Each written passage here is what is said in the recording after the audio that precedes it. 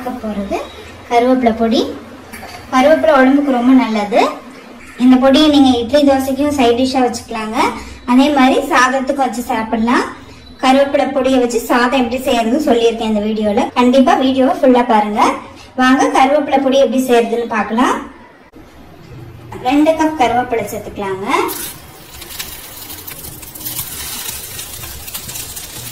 கருவேப்பிலை நல்லா கழுவிட்டு ஈரம் போது காய வச்சுருங்க.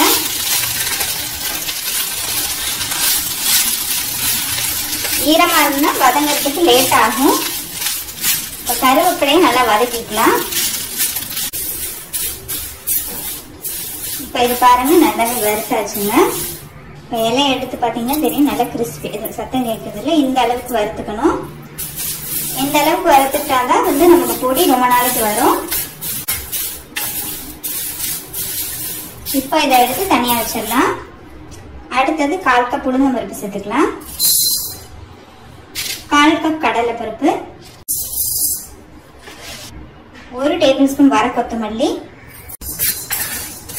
1 டீஸ்பூன் மிளகு, 1 டீஸ்பூன் சீரகம், 8 காஞ்ச மிளகாய். எல்லாத்தையும் நல்லா வாசனை வர வரைக்கும் வறுத்துக்கலாங்க. 1 டீஸ்பூன் எள்ளு,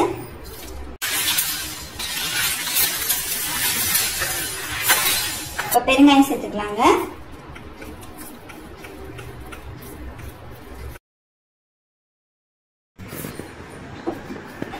இப்போ எல்லாத்தையும் அரைச்சி வச்சுங்க. இப்போ இது கொஞ்சம் நேரம் ஆறின பிறகு நம்ம ஏர்டைட் கண்டெய்னரில் போட்டு வச்சுக்கலாம். இப்போ இதை ஒரு ஏர்டைட் கண்டெய்னரில் போட்டு வச்சுக்கிட்டிங்கன்னா நம்ம எப்போ வேணால் யூஸ் பண்ணிக்கலாங்க. Thank you for watching the video, guys. Do not forget to like, share and subscribe.